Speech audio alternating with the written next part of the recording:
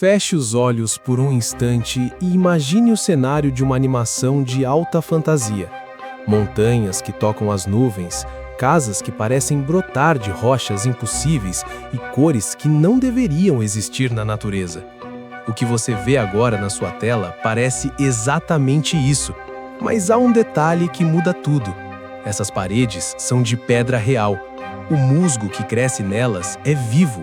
E o chão que sustenta essas casas existe e é pisado há séculos.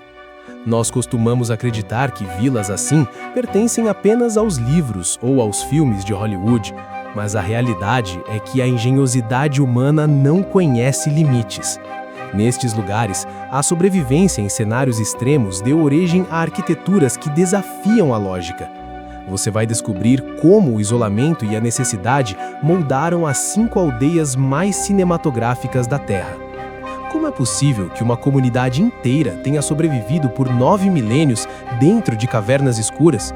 Ou que uma vila inteira flutue sobre placas gigantescas de magma solidificado, onde pedras de toneladas servem de telhado? O que muitos pensam ser apenas um cartão postal bonito esconde segredos de resistência e mistérios que o tempo não conseguiu apagar. Prepare os seus sentidos. Nossa jornada começa agora, onde a vontade humana encontra o impossível.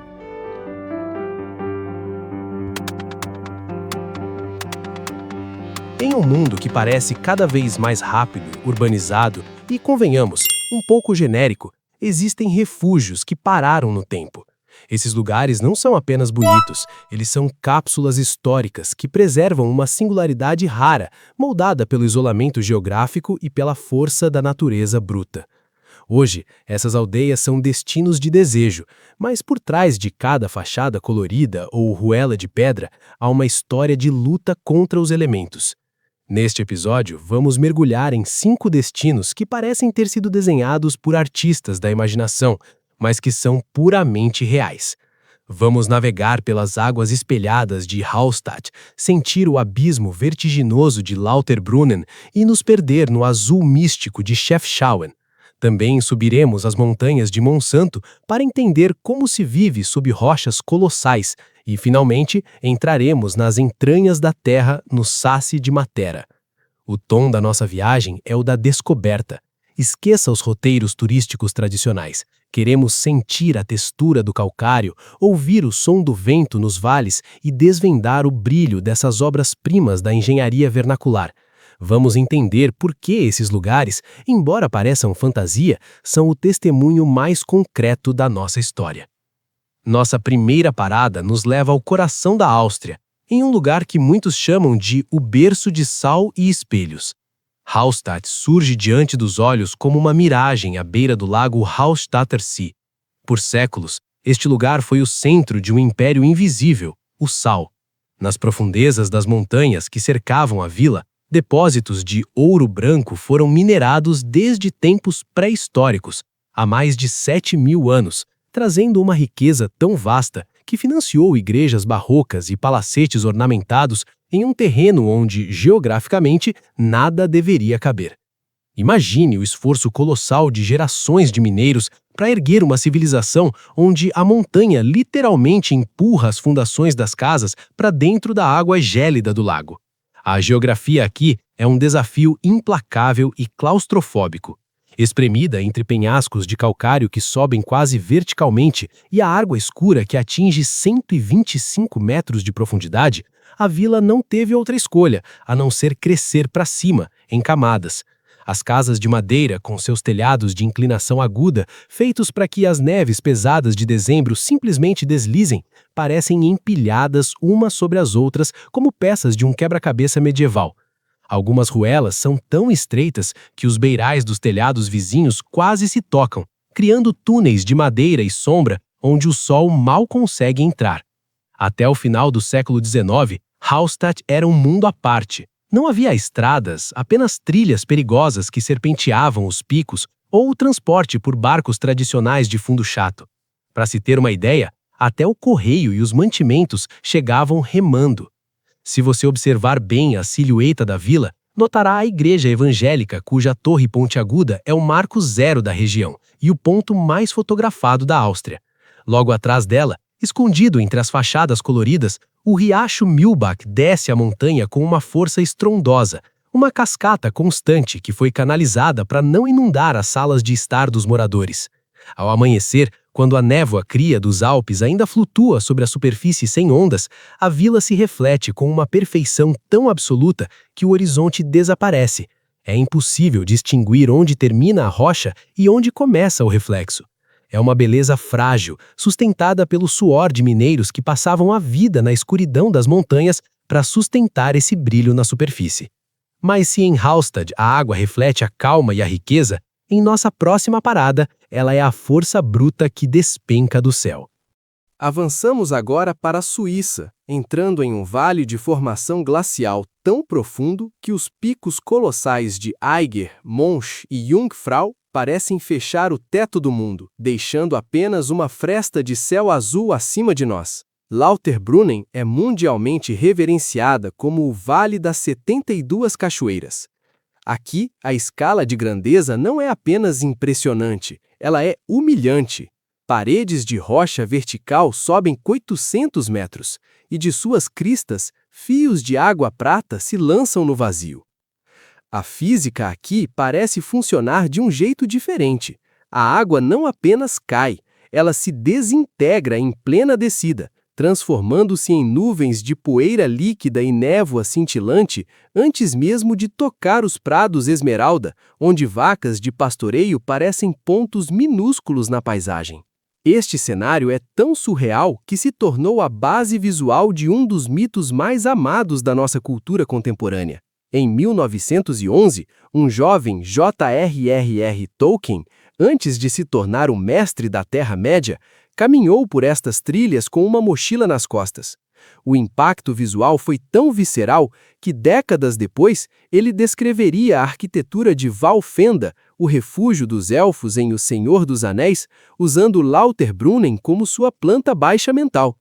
Ao cruzar as pequenas pontes de madeira e ouvir o rugido constante da terra, você entende que este é o lugar onde o real e o lendário se apertam as mãos. Os chalés, construídos com madeira de lariço, que escurece naturalmente com o sol e o tempo, parecem crianças protegidas pelos pés desses gigantes de pedra. O destaque absoluto é a Staubach Falls. Com quase 300 metros de queda livre, ela é uma das cachoeiras de queda única mais altas da Europa. No auge da primavera, com o desgelo furioso dos glaciares, o som é um trovão branco que faz o chão vibrar. No entanto, no verão, ela se transforma em uma cortina de seda que dança e faz curvas conforme o vento sopra pelo desfiladeiro. O detalhe final dessa imersão sensorial é o som dos sinos de bronze, cada um com uma nota diferente, criando uma melodia aleatória que ecoa pelas paredes de pedra.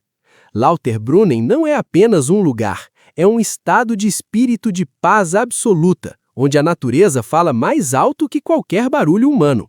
No entanto, saindo desses Alpes cinzentos e gelados, cruzamos o Mediterrâneo para encontrar uma cidade que não se inspirou na fantasia. Ela decidiu se tornar o próprio céu na terra.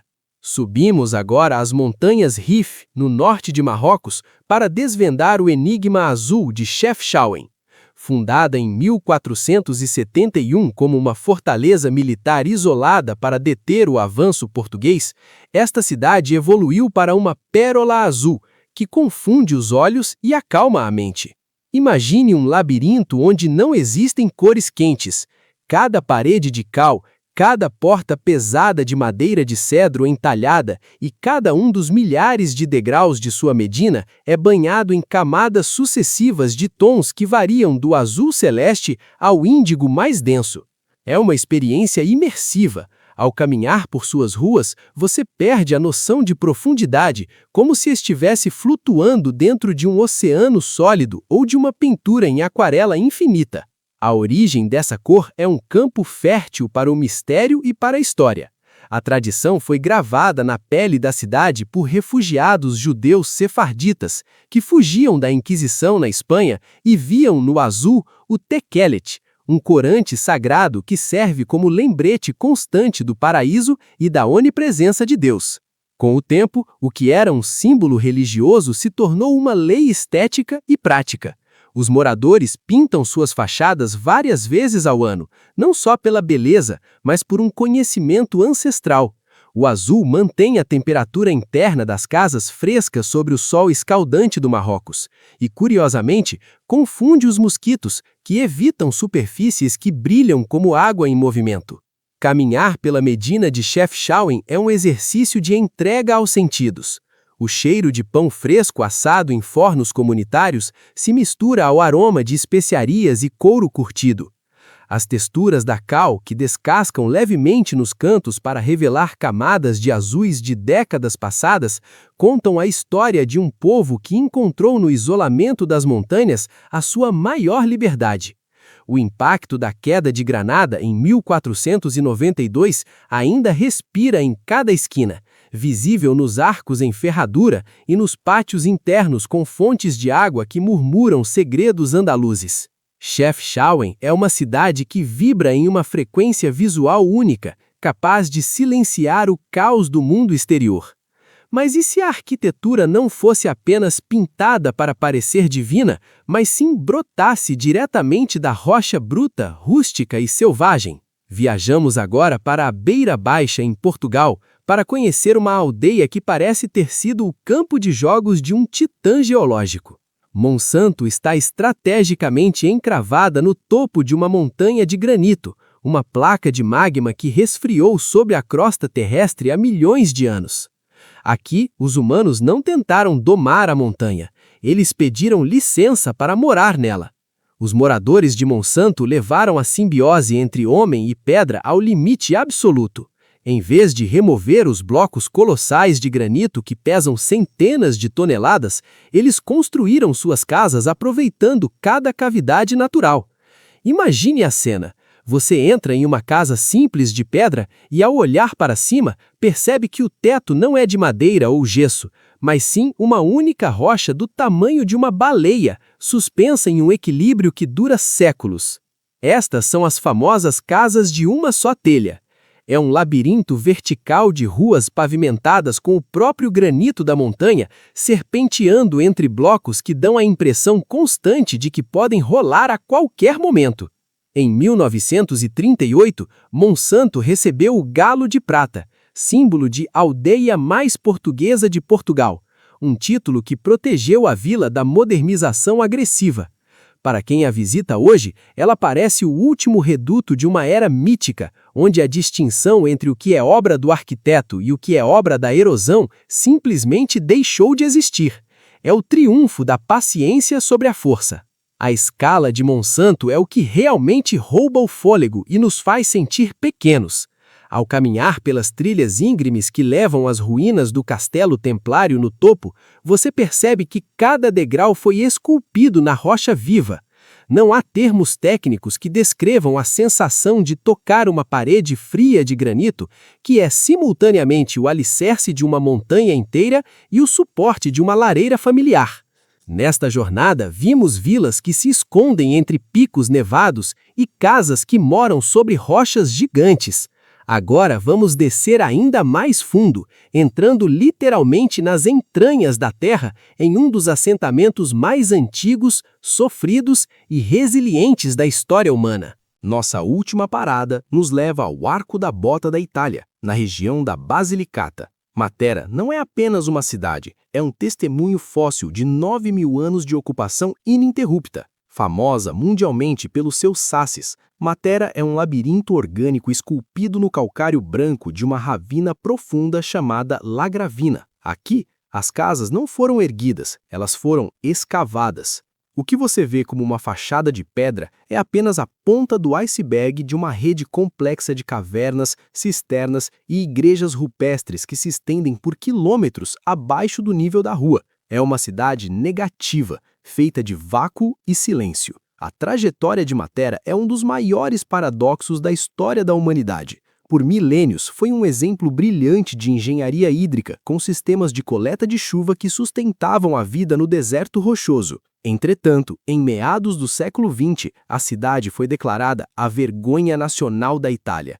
A superlotação era tamanha que famílias de 10 pessoas dividiam cavernas úmidas e escuras com seus cavalos e porcos. A evacuação forçada nos anos 50 transformou Matera em uma cidade fantasma, um museu de miséria a céu aberto. Mas o destino tinha planos maiores. Hoje, após uma revitalização que beira o milagre, os Sassis abrigam hotéis de design premiados e galerias de arte dentro das mesmas cavernas onde nossos ancestrais do Neolítico se protegiam do frio. Cineastas como Mel Gibson escolheram este lugar para filmar A Paixão do Cristo, porque não há outro lugar no mundo que pareça tão próximo de uma Jerusalém eterna. Ao cair da tarde, Matera passa por uma metamorfose espiritual. As pedras de calcário poroso que absorveram o calor do sol da Puglia o dia todo começam a devolver esse calor em um brilho dourado e suave. Quando as lanternas das janelas se acendem nas encostas da ravina, a cidade parece uma constelação de estrelas que caiu e se acomodou no vale. O contraste entre as bocas negras das cavernas e o brilho ocre da pedra cria uma atmosfera de chiaroscuro digna de um quadro de mestre. É um lugar que nos força a lembrar que a nossa conexão mais primordial não é com o aço, com o concreto ou com as telas de vidro, mas com a terra profunda que nos deu origem e que, no final, sempre nos acolhe. São lugares que, de tão reais e táteis, nos obrigam a expandir os limites da nossa própria imaginação sobre o que significa viver. Nesta jornada, atravessamos fronteiras e séculos para entender que a beleza dessas aldeias não nasceu por acaso. Ela não é um capricho estético, mas o resultado final de milhares de anos de adaptação.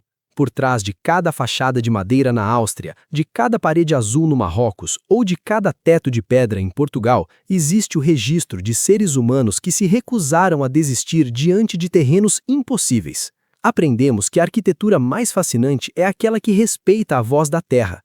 Vimos que é possível viver em harmonia com abismos, com cavernas e com rochas gigantescas, transformando o que seria um obstáculo em um lar eterno. Essas vilas nos mostram que quando a engenhosidade humana se une à paciência da natureza, o resultado é algo que transcende o tempo. As vilas mais belas do mundo não são apenas paisagens para serem vistas em uma tela. Elas são lições de resistência e criatividade gravadas na pedra, na madeira e na alma de quem as habita. Elas nos provam que, às vezes, a realidade pode superar qualquer fantasia que possamos criar. A nossa exploração termina aqui, mas o mundo continua girando, cheio de cantos esquecidos que esperam para ser descobertos. E enquanto estas vilas desafiam as alturas e as rochas, em uma pequena ilha na Croácia, uma cidade inteira foi erguida sobre um labirinto de águas ainda mais misterioso, onde o passado e o mar travam uma batalha silenciosa todos os dias. Mas essa é uma história para a nossa próxima aventura.